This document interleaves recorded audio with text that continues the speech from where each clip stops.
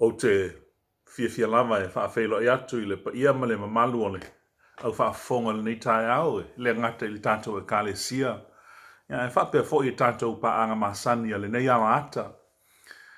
Na mo tia tātou whaasala launga masani ia ona ua toe amatalia tātou whainga sauninga I tātou whinsa ona ua tatala maino no tanga sa iai mua na le whaamai pe tai o. Le whauto e po ia I tātou I le whaamai lava le tasi. O le ana ua toe amatalia ai tātou launga ia sa te tasi. Ia e se o tātou mua I sa ili atu ili atua e ala ili te talo. Ina ia awa I mailo na nganga pa ia e ta I mua ili tātou whaasoa ile nei tae au. Tātou te talo. Lo mātou e tua pa ia e. Ia te o e lava le vi inga ma le whane tanga I te tawai. O lo lava lo fatu noa ma lo whamaoni. Ua whape nao na mori mawina e lau whanau I le nei lalolangi. A mātou o sa ili atu I lawa fio I le nei tae au. Mātou te whatangi sialo awai mai I ala I lo wanganga pa ia. Ina ia ne ai sa mātou whaasoa whaale nganga. I lawa fio nga pa ia I le nei tae au. A mataina e lawa fio le nei wha moe moe. Whai ua lawa fio. A ia tuma watuai ia te oelo lava vi inga. Ona o Yesu ua mātou te talo tuai. Amen. Ole tusi e maua mai aise. A o onga mo I tātou I le nei tae au. Ole a maua mai le whengainga tuai. I le tusi lo na wha mose. Tusi o le numera. Lo na mata upu e sfulu. Ia o te whaitawina mai I le whai upu e lua sfulu ma le iwa e wha ngata I le whai upu e tolu sfulu ma le ono. The scripture for this morning is taken from the Old Testament and it's the book of Numbers. Numbers chapter 10 and I'm reading from 29 to 36. If you've got your English Bible, come with me to Numbers 10, 29 to 36. And hear it how it reads in English. In Samoan rather. O whaiane mose ia o papo le atali o re welu o le mitiana o le tama o le awa mose. O lo o nei mātou I le mea na whetalai mai ai le li. O te fo ina tuai ia te utou. Ina tātou wo ia ma oe, mātou te anga le lei ia te oe. A wā ua fola mai e le li mea le lei ia Israelu. A ua tali mai o ia te ia o te le alu. Ai o te alu I loo lava no uma loo ainga. Whai atu le oia, o te ai oia tu lava awe te tu uai mātou, a wā ua e loa mea mātou te tōla wapi ai le vāo, e whai foi oe mo mātou mata. A whai foi tātou te o ma oe, o na mātou wanga le lei ai lea ia te oe mea le lei uma, e anga le lei mai ai lea li ia te I mātou. O na lātou o malanga ai lea I le maunga o lea li, ua pō tolu la lātou malanga, o ia foi pō e tolu. Na mua tuai a te lātou I le malanga. O le atola au o le whenga I ngā lea li. E sa ili se mapusanga mo I lātou. Sa ilunga ia te lātou I le aso ma le aso le ao mai lea li. Ina o lātou o atu nei le to angala wapi. A ave le atola au o na whaiane I leo mo se lea li ie. I nātou la ia oe ma ia whaata ape ina oe whai oe mo lātou fili. Ia so sola foi I o luma o e ita ia te oe. A tu ui lang, o na whaiane I lea oia, lea li ie, I nā foi maia I mano o Israelu. Whamanuia tele mai lea tua ile, tātou whaitau ma whanongolongoi lana fionga pa ia. Tu mau mailo nā nganga e whamalama ma ia. Tu mau atu ia te ia lo na lava vi inga, nei ma se ia o tu lava ili whaavavau lava. Amene. E ei nai upu filifilia o le. Foi upu filifilia le nei tae ao mai. Foi upu sa tātou whaitawina. Mai le foi upu e lua sifulu ma le iwa e whaangata le tolu sifulu ma le lua. O le atoanga o nei foi upu e whaapea e peo na o whaitawina. O lo o nei I mātou I le mea na whitalai mai ai le li. O te fua I nā tuai I te utou. I nā tātou wo ia ma oe. Mātou te anga le lei ia te oe, a wā ua fola mai e lea li mea le lei ia Israelu. A ua tali mai o ia ia te iau te le alu. A o te alu I lo lava nuu ma lo ainga. Ona whai atua I lea o ia o te ai o ia tu lava a wai te tu oi mātou. A wā ua e loa mea mātou te tōla wapia I le vau e whai foi oe mo mātou mata. A whai foi tātou te oma oe ona mātou wanga le lei eile ia te oe mea le lei uma e anga le lei mai eile li ia te mātou. This is how it reads in English. One day Moses said to his brother-in-law Hobab, the son of Reuel and the Midianite, "We are on our way to the place the Lord promised us, for he said, I will give it to you. Come with us and we will treat you well, for the Lord has promised wonderful things for Israel." But Hobab replied, "No, I will not go. I must return to my own land and family." Then Moses said, "Please don't leave us. You know the places in the wilderness where we could camp. Come, be our guide. If you do, we'll share with you all the blessings the Lord gives us." And the theme for my message this morning reads like this: you have to come with us. E te tau ona e sau tātou te o. E te tau ona e sau tātou te o. O le ngani atu le a Mose ia o papo, le tua ngane o lona to lua. E sau tātou te o malanga. I le malanga ua sauni ne ia ile nu o le atua. Ina ua esema. Ma le maunga o Sinai a ua whaatu tū nei le tātou malanga. I kanana le nu na wholofola ina i le atua. O stasi o maasani ale, tangata soifua e le tātou soifuanga yasa whaisoo. E maasani on tātou whaatino ina le mele o ta ua o le whaatawanau. Mai le tasi se mafuanga ya laiona tātou whaatino ina le mele o le whaatawanau muamua. Tātou te whaatawanau ina a whaiele ma whaiele tātou malosi ona. Whaatau nu ina se mea o tātou manana o iai. O le mea tupu o le tātou whaatawana wina leo se fsosoani ina ia maua mai. Ma fuangano na lua a whaiwa tātou I loa ma sila fia.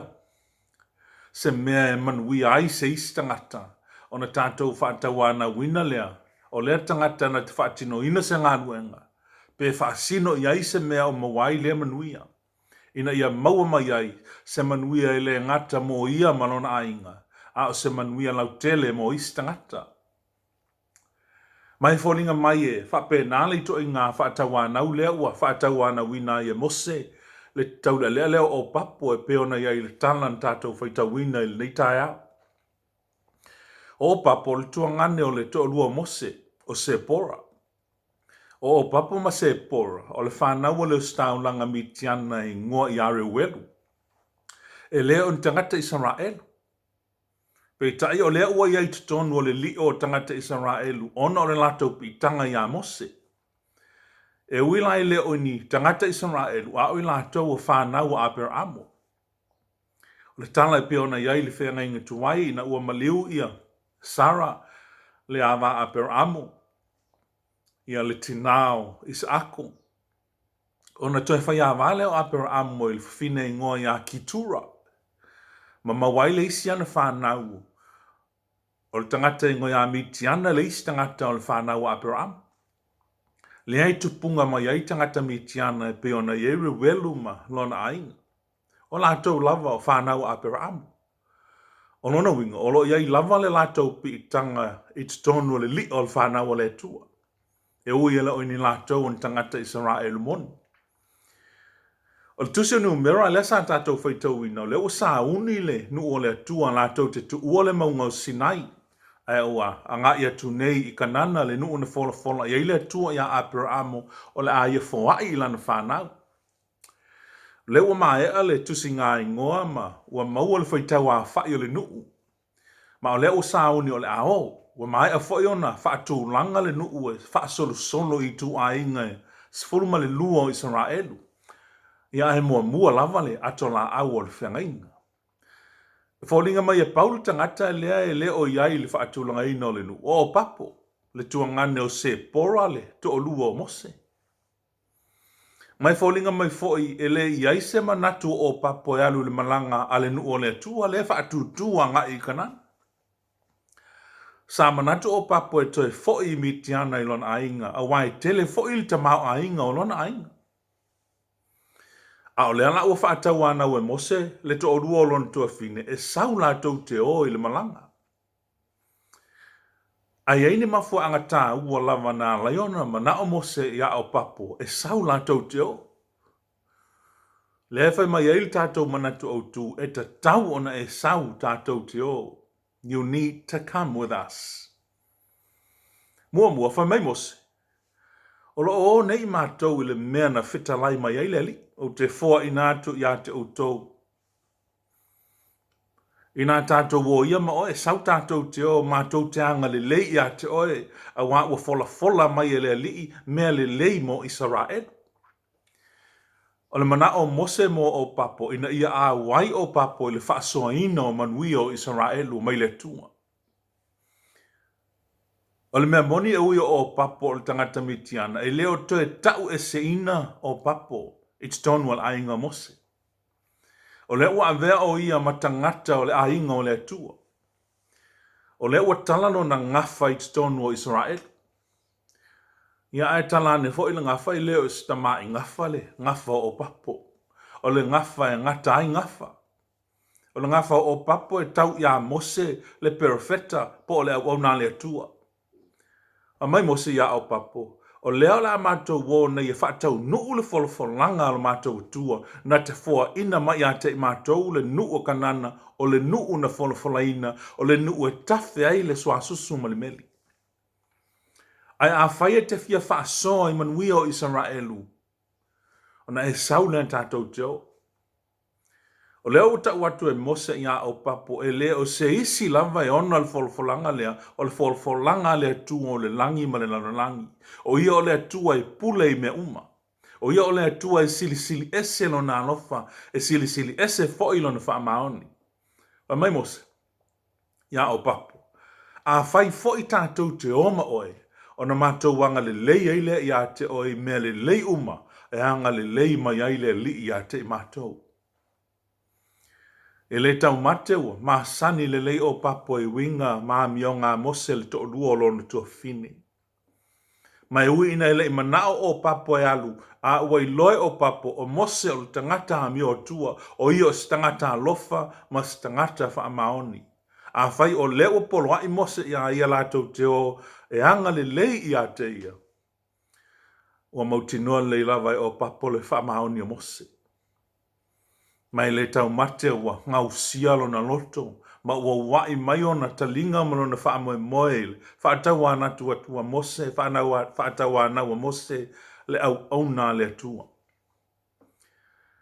O le mana o mose mo o papu, ina ia avea o ia matangata o ngā ile, whai ngā malanga. Mafu angalona lua le ana, man nauna wai mose la tau te o ma o papu. O mai mo selfa upo tos fumaltasi o te ai oi e tu lava aua e te tu ua i mātou a wāua e loa mea mātou te tōla wapi ai le vau. E whai foi oe mō mātou mata. E iei tā leni maanga waa o papo le ua manatu mo se e au ngā mo le whai ngā malanga le nu o Israelu i le vau. O papo e māsani te leile o ngā vau lea o le asavalia Israel. Mai leise vai panoa o ngā vau lea e le i o i aile sila fia o papo. Ma o le winga lea o le whaatau ana ua mose. A wā ua e loa mea mātou te tola wapi ai le vau e whai foi oe mō mātou mata. O lona winga, e leo stama i au ngā lea o ngā o papo. A whai o ia ma mata o Israelu na tita ita ina le nu e tā ua tele lea o ngā o papo. A wā o le a wha moe i ai le saunga le mu o Israel. O le au ngania mose o papo mātou te mo o mia oi. O lona winga o le a le wha o ngā ino o wanga waa mau tā leni pe a whai e te le sau tātou te o. Mai le manatu au tu e tatau ona e sau tātou te o papo. Aua ne i tanuina lau tāleni. O papo aua ne i tu ua lau fai mea sili ne i polopolo ngā. A fai wa ia te oe le tāleni a le atua, ma le mea alofa, ma ngā waa o tu ina ia te oe o papo, sau tātou te o e whaao ngā mo le atua. Ma o se o tonga le nao le tala sa tātou fai tauina mai le tusi o numera. A la se fe au wha le tala le lei wa momoli mai le nei tae ao mo tātou. E nai mana tu puu se lua ua o au mai ai. E whai maa o onga mo tātou le nei tae ao, mua. O le lofa, e maa fu ai le whaatau anau. Out of his love for his brother-in-law, Moses persuaded Hobab to come with them to Canaan. O le alofa o Mose, na ia whaatau ana winai o papo lātou te o. E inis whaatau ana e mafua ona o ni awala le tonu mani mana onga leanga. Whaatau nu uaini mea leanga o nau i le loto o tangata. E peita, o le au te lenga o le tala le asa tātou whaitawina. E le eise isi mea na laua lunga e le mafau o Mose. Na laiona ia whaatau ana wina le tuangane o lonto lua o papo lātou te o il whai ngā malanga. Wa mafua, ona o le alofa o Mose le tuangane o lonto lua. O le manatu o Mose ina ia maua o papo ni manuia pe a whaasoa manuia o Israel. O mai Mose ia o papo o loo mātou wō nei le mea na wheta laima ia ile li. O te fōa ina atu mai i a te outou, ina tātou wō ia ma oe. Mātou te anga le lei i a te oe a wā ua fola mai le alii mea le lei na te whaia mo Israel. Ia oi se le mana o e tu whātu manuia o le atua i tangata o lona ainga. O le mafu anga tonu lea e a lai o na whaatau a nau mai le atua i a te tātou. O na olo na lofa muti vale. O le whaapongai o le whaatau a nau mai o le atua i a te tātou ina ia tātou o atu i a te ia ma le whaamaoni. A whai tātou te whaamaoni le atua o na whaamaoni mai fo i lea o ia i a te tātou. O le mafuanga fo i lea a lai o na whaatau a nau e mātua la tau whanau e toa anga i le lotu. E le ona o le tau le lei ai o mātua i le vai e le whaife au ma le au lotu e le ai.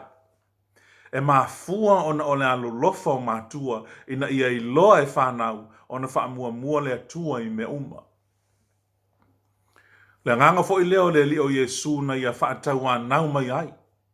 Ia outou o mai a te au o outou o e tinga ina ma mawhatia i avenga o hau fo i e malolo ai outou. I outou a moina la uamo ma i outou faa o mai i a te au a wā o au le anga ma lū ma le lota maulalo o na maua le outou o le malolonga mo outou nganga. A wai ave ngō fia la uamo o la u avenga fo i e mamaia pe ona iaile. Matei o esfulmaltasi. Ona na whau koe luas fulma le walu e o tols fulu le fitala inga le a Yesu. O le lofa e mafua ai le whatau anau. Lua. A whatau anau atu se tasi e fia whao ngā ina oe mo se ngā luenga o ngā. A ua le whaatali e talia ma le fia. When you are asked to do an important job, do it with joy. Do it with all your heart. Ile manao o papo e alo le malanga o na manatu a lofa i lona ainga. E mai se foi o mea tō tino lona ainga o whanua ma whale ma mea uma. E na ua malama o papo i le fia whaonga aina o ia i le whainga malanga. O leana ia ta li ai le mana o ngā mose. Malu ai i le whainga malanga. Ai ase mana ia o la ngona na o ia o papo e na ua whaalongo atu e whaatawa ina tele mose o ia maunanga waa. La ngona whaapena e o ia tātou pe a whai e whaatawa ina i tātou e istangata. O le whaongaina o oe I se ngaluenga le leo lo sila fia uma I le atua, ma e tauia mai fo I le atua la ngaluenga, ma lo walofa na laio na e talia le vala au mai stasi, wa mo o mia le fisonsoan. O le tauia o papo, o whaasoa I ai manui o Israel. E le I pepelo mose, e le pepelo voi le atua e o le manuia. Na maua e o papo ma lan whanau manuia o Israel. O lo ta ua le tusi o whaamasino o ta upo e wha ma suma fe upo e sultasi. O ia le whanau a o papo I tonu o Israel. O I la tau o e na tupunga mai a teia. O lona winga. Ua la tau maua ma whaasoa I ai. Manuia o le atua o whaai I a Israel. Se mea le lei. Ma se mea ta ua. O se mea manaia. O ngā ruenga o ngā na whaatino e mātua. Lea ua sele sele I ai whanau. A whaamaoni mātua. Ua whaamanuia ina whanau maainga. Se mea lelei tele le amana ia o stangata I ana tā leni ma o nā anga waa I so se mea e fia whao ngā ina I ai. E whaatupu mā losi ma whaatupu aila ngona e fia tu ina atu le ola ma le mā losi. E le tau mate no o ia o papo la ngona ia. A wana ia na whaatawa ina e mose le soifua fia whao ngā ina o papo a wale saunga le mu o tangata Israel. Tāna unau Yesu na te fia whao ngā ina le olo al fifine Samaria I le vai eli. Le ana fisili a Yesu maungani a Yesu a mane se vai na te inuai. Ana fia whao ngā ina Yesu le fifine lea na te momoli le tala ia Yesu I tangata Samaria. Le lavana a ver fine lea ma vai o le tala. E momoli le tala whaola inai tangata o Samaria. E uina langona le fafine lea o ia o tangata whatau waa ma le angasala. A sa whao ngā ina lava Yesu na ta veina le whiau o le ola I tangata Samaria.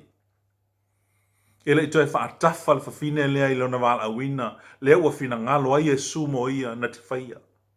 Na ia talia maalu ma le fia e ave le tala e na ia whaola ina I tangata o lona nu. Le nganga fo ilea na polo ia Yesu le tangata e ona le tamai asini se I te tala mailan tamai asini. Se I whaatau nuul malanga whaatupu o Yesu I Yerusalema. Tala Yesu I ona so ona ia awina a fesili ane se tasi po o fea ole a ave ia il tamai asini ia ulua whaiatu iai e manao iai le li. Le malanga whaatupu o Yesu ua leva ona valo ia mail fea ngainga tuai. A leo whao ngā ina Yesu le tangata e ona le asini. Whao ngā ina Yesu lana asini. Whaatau nu uail whiau lea. A whao ngā ina o e lea lii. Ia e maua le fia e tuina atu. Lo ola. Ia la so langona il nei tai au. Mese le nei vai tau o le soifuanga. O mana o maile lii a te oe mo se ngā luenga e fia whaia moia. E le itoe whaatali a pe teruma ane te rea alo na uso na ua wala au Yesu. I nā muli maia ia te au au te whaia o lua ma whai vai tangata. A mali maua māteio, na whetan lai atu lea o ia ia te la ua, i nā muli maia ia te au te whaia o lua ma whai vai tangata. Na whapena fo ia ia kopo ma Ioane, le whana o sepeteio. Mai māteio ua tuina, tua na ia te fo ia lea meo na sila fia le eia, o le isi uso e to o lua o ia kopo le atali o sepeteio, ma Ioane lo na uso. Ua i le vaa ma lo lata mao sepeteio, o lātou whai māsae o lātou penga. Wa ia wala au ina atu fo ia te ila ua. O na lātou ua lo leo le waa, ma lo lata maa ai muli atu ia te ia. Tangata ua tu ina atu. Wala au loa le lii tu ua mea uma. Ai whaatino le anga waa, ma le iloa, ma le tāleni na ave le atua. E ui o tangata whaiwhaiwa, po le a lava le mea wai a te oe, a whao ngā ina I le lii. o se mea te tāua ma le au ngā mo le soifua o le tangata. O le alofa e mafua ai le whaatauana. A whaatauana watu se tasi e fia wha ngā ina oe mo se ngā luenga o ngā a ua le whaatali e talia ma le fia. Mail manatu au tu e ta tau ona e sau tātou te o. You have to come with us. The question is, where? Where are you going? And where do you want me to go? O le fasili e o I whea. O le tali e o I le tua. Where to God. Tātou te oe, ave o tātou wola. O tātou tā leni, o tātou ngā waa, tātou te o ma tātou. Ele ngata e ave ai ista ngata I luma o le atua. Ai tātou te oe ofo I nātu o tātou wola, fia tu I nātu mo le li. O fola fola e o papo, e mose ia o papo manuia o le avea ma whanau o le atua. O le manuia whaare lang, o na o le atua e mawai le tu o ngā manuia lea. O na o le atua foi e mawailo fi le mu. Na o le atua foi e te mawailo saonga le mu mai mea whaingatā o le nalolangi o lo tātou whengai. Na o le atua foi na te puipuia I tātou mai le wha mai e pei o na whengai ai ma le nalolangi nei o na pō. O le fasili mo oe maa. O oe o se o papo. A o foi o se o papo. E fia ni o papo I tonu o tātou ai. O iai ni o papo I tonu o tātou e kālesia. Ni o papo e fia tu I nātu o ia more le lei o istangata. Se o papo e nau e fia avea o ia ma tangata o le whanau o le atua. Ma maua mai ai manuia o le atua. Manuia o le mawhauwhau, manuia o le loto, ma manuia o le anganga. Se o papo e fia avea ma mea whaingaruenga le atua na te momoli lone finangalo I le I whaoleina. Whanau le atua le nitaia, po le ha lava le to mai o anga waa o tā leni ma mea lofa le atua o ia te oe, whao ngānei loa mo le atua. Mai upu filifilia o le launga, o lo mātou wō nei I le mea na whitalai mai ai le li. O te fō I nātua ia te outou. E nā sa wia tātou te o ma oe mātou te anga le lei ia te oe, a wā ua fola mai e le li I mea le lei ia Israelu. A whai fōi tātou te o na mātou wanga le lei ai lea ia te oe mea le lei uma, e anga le lei mai ai le li ia te mātou. Text for this morning, we are on our way to the place the Lord promised us, for He said, I will give it to you. Come with us and we will treat you well, for the Lord has promised wonderful blessings for Israel. Come, be our guide. If you do, we'll share with you all the blessings the Lord gives us. Wa sa unye to inatu oe moleli. I le tau tu ina la unga I se, fal sama sepule la. Ai ole a lava le mea lofa, ma le to mai ma le anga waa, wa avatu ele atua ia te oe. Tātou te whao ngā ina whātasi. Wha moe fo I leo la apostolo Paulo. I e kālesia uma iana tusi ai. O le ngalu lue whātasi. E tu whātasia wha moe maanga wa uma. E ave whātasi ai la tātou tāu langa I le atua. Se o tātou te tālu. Lo mātou atua pa I ai. Wa mātou whanongonongo ma le manino I lau whetalai mai e ala I lau tuspa ia. O whaamau maunga ua avea ma whaavaa o lo mātou o langa. O a onga ua avea ma whaamalosi au ia I mātou. O le whaamanatu mai o lau tuspa ia e ala ia te oe ma lo walofa tu noa. O le atua whaamaoni. O le atua o le alofa.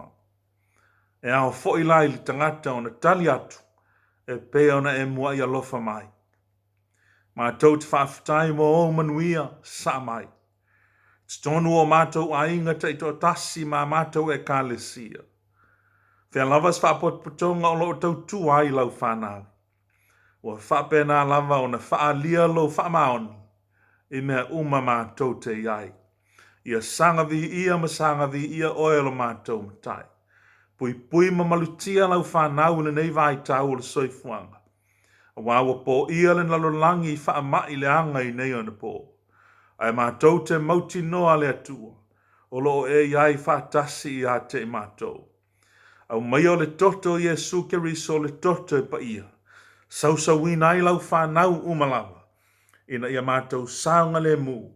I le alofa tu lai mai o lawa fio le atua.